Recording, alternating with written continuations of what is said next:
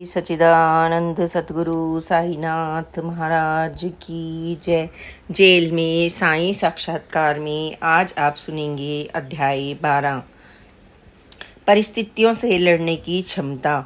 मैं जेल की परिस्थितियों को थोड़ा बहुत समझने लगा था। प्रारंभ में तो मैं काफ़ी भयभीत था, परंतु अब मेरे मन का भय प्राय समाप्त हो रहा था। जेल में मैं अपने आप को खूंटे से बंधे हुए जानवर की तरह महसूस करता था। जिंदगी की रफ्तार थम सी गई थी। एक समय था जब पूरा दिन छोटा लगता था, पता ही नहीं चलता था कि कब सुबह हुई और कब शाम। घर गृहस्थी, परिवार की देखभाल, व्यवसाय, सामाजिकता आदि के क्रम में यह भी पता नहीं चला कि जिंदगी के इतने वर्ष कैसे बीत गए। वक्त का पहिया एकाएक ऐसा घूमा जिससे जिंदगी की गाड़ी ही पटरी से उतर गई। सब कुछ अचानक ठहर सा गया। ऐसा लगा मानो किसी ने घर के द्वार पर दीवार खड़ी कर दी हो। मैं दुनिया और समाज से दूर था, घर परिवार से दूर था। मेरा सब कुछ कहीं छूट गया था। वक्त की आंधियों ने मुझसे सब कुछ छीन लिया था। परिस्थितियों के जाल में मैं बुरी तरह से जकड़ गया था। एक दिन मैंने इन सब बातों पर गहराई से गौर किया। आखिर ऐसा क्यों हुआ? ऐसे कौन से कारण थे जिनसे ऐसी परिस्थितियां उत्पन्न हुईं? मैंने अपने अतीत को याद किया और काफ़ी चिंतन करने के बाद पाया कि शायद मैं ईश्वर को भूल गया था। मुझे उनकी याद नहीं रही जिसने मुझे ऊंचाइयों तक पहुंचाया। अपने अच्छे दिनों में मैंने उनका ध्यान न कर उन्हें अपने से दूर कर दिया। उपलब्धियों को पाकर मैं यह समझने लगा कि यह सब मेरी मेहनत का फल है। मैं उस ईश्वर को भूल गया जिसने वर्षों तक मेरा पालन पोषण किया, मेरे विकास में सहायता की।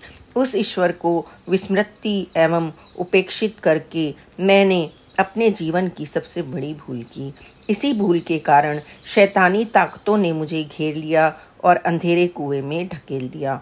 उपलब्धियों के आगार और माया के संसार में मैं भटक गया था और इसने मुझे ईश्वर से दूर कर दिया था। मैं परम सत्ता के अस्तित्व के सत्य से विमुख हो गया था। शायद परमेश्वर ने मुझे भटके हुए मार्ग से वापस बुलाने के लिए मुझे एकांत में बिठा दिया था, जहाँ रहकर मैं अपने पूर्व जन्मों के कर्मों या इस जन्म के कर्मों से मुक्त हो सकूं। शायद ऐसा भी संभव है कि जिस ज्ञान से मैं वंचित था उसे भी मैं यहाँ प्राप्त कर सकूं। शायद ऐसा भी संभव है कि जिस सत्य को मैं भूल गया था उसे मैं यहाँ रहकर फिर से जान सकूं।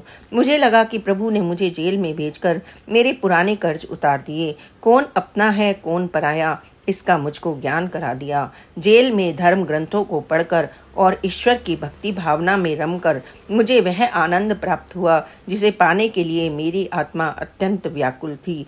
न जाने कितने वर्षों से मेरी आत्मा को किसी अनमोल वस्तु की तलाश थी। शायद उसकी प्राप्ति यहाँ आकर ही पूरी होनी थी। वस्तुतः बाबा मुझे आध्यात्मिक पथ पर अग्रसर करना चाहते थे, जिसे मैं इन विकट परिस्थितियों में ही प्राप्त कर सकता था। जेल के प्रारंभिक दिनों में अधिकतर कैदी मुझे डराते धमकाते थे और मेरी भक्ति भावना का परिहास करते थे। कुछ कैदी मेरी भक्ति भावना को अच्छा समझते थे और मेरा साथ देते थे। मैं अपना अधिक से अधिक समय बाबा की पूजा अर्चना एवं श्री साईं सच्चरित्र के पारायण में लगाना उपयुक्त समझता था। एक दिन सुबह मैं अपनी बैरक के बाहर पीपल के पेड़ के नीचे बैठकर शिवलिंग की पूजा आराधना कर रहा था। उसी समय जेल के उप अधीक्षक साहब जेल का दौरा करने आए और मुझे देखा। वे मेरे पास आए और बोले, जुनेजा जी, क्या आप ऐसी पूजा पहले भी करते थे या आपने इसे यहाँ आकर ही शुरू की है? उनकी यह बात सुनकर इर्द गिर्द खड़े कैदी काफी जोर जोर से हंसने लगे। मैंने उप अधीक्षक महोदय को विनम्रतापूर्वक कहा, सर, मैंने ईश्वर की पूजा यदि जेल में आकर शुरू की है तो भी अच्छा ही है। शायद मुझे सद्बुद्धि अब प्राप्त हुई हो, शायद ईश्वर से मुझे अब प्रेरणा मिली हो। ईश्वर की आज्ञा का पालन करना मेरा कर्तव्य है। जेल में कुछ न करने और अपना वक्त बर्बाद करने से तो अच्छा है कि मैं किसी नेक काम में अपना समय लगा रहा हूँ। मैंने उप अधीक्षक साहब की बात का बुरा नहीं माना। जेल में आने के बाद बहुत से लोग ऐसे होंगे जो पूजा पाठ करते होंगे और ईश्वर अल्लाह से रहम की भीख मांगते होंगे। वे अपने कृत्यों पर पश्चाताप करते होंगे। शायद यही सोचकर उप अधीक्षक ने मुझे इस तरह से व्यंग कसा था। उप अधीक्षक महोदय के जाने के बाद मैं श्री साईं सच्चरित्र के पारायण में लीन हो गया। थोड़ी देर के बाद मैंने साईं नाम का जाप शुरू किया। जप करते हुए मैंने महसूस किया कि जब हम प्रभु में अपना ध्यान लीन करते हैं तो शैतानी ताकतें अनेक प्रकार के विचारों में उलझाकर हमारा ध्यान भंग करती हैं और हमें भक्ति से दूर करने का प्रयास करती हैं। वह हमारी साधना में बाधा डालती हैं और हमारे चित्त को भ्रमित करती हैं। मेरी कोशिश यही थी कि मैं किसी प्रकार से अपना ध्यान विचलित न होने दूं और अपना चित्त ईश्वर के स्मरण में लगाऊं।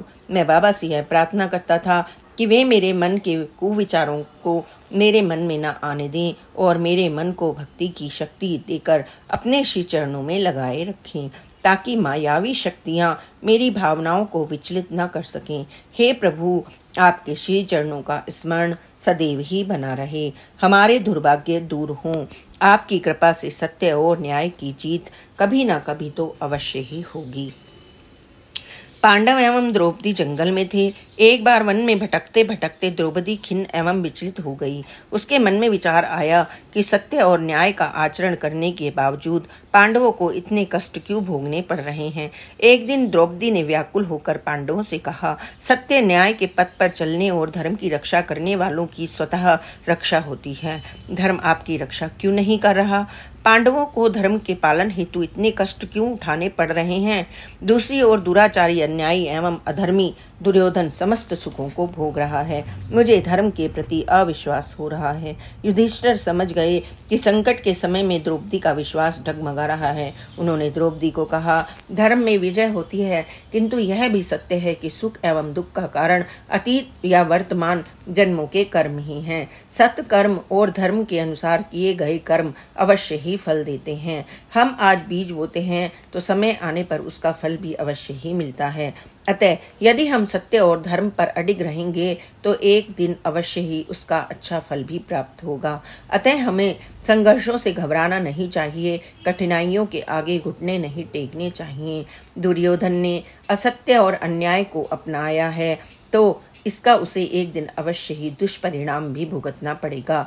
कर्म फल के संदर्भ में बाबा ने स्पष्ट कहा है, तेरा तेरे साथ, उसका उसके साथ।